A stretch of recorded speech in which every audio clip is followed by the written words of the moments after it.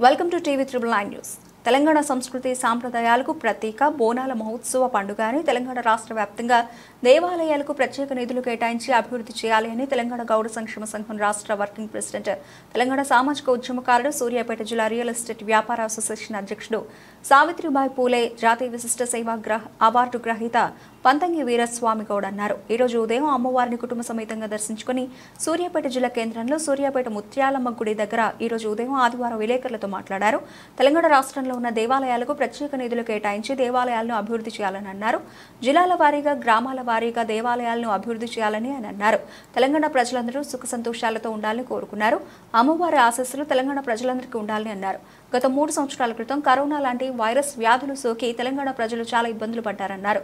అలాంటి వ్యాధులు రాకుండా అమ్మవారు కాపాడాలని కోరుకున్నారు. వర్షాకాలంలో ప్రజలు ఎలాంటి వ్యాధుల బారిన పడకుండా 1000 కళ్లతో కాపాడమని అమ్మవారిని మొక్కే పండుగ బోనాల ఉత్సవం అని అన్నారు. తెలంగాణ రాష్ట్ర ప్రజలందరికీ బోనాల పండుగ శుభాకాంక్షలు తెలియజేశారు. ఈ పండుగ ఆనందంగా జరుపుకోవాలని ఆయన ఆకాంక్షించారు. తెలంగాణ సంస్కృతి సాంప్రదాయాలకు బోనాల పండుగ మహోత్సవం ప్రతీక.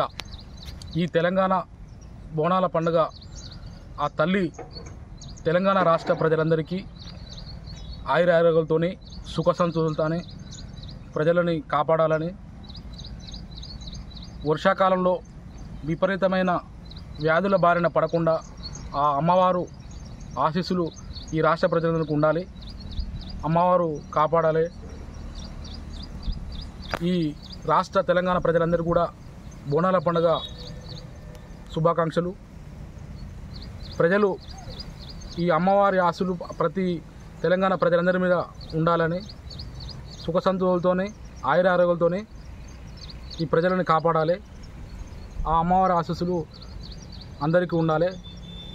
మరి ఒకసారి తెలంగాణ రాష్ట్ర ప్రజలందరికీ బోనాల పండుగ మహోత్సవ పండుగ శుభాకాంక్షలు.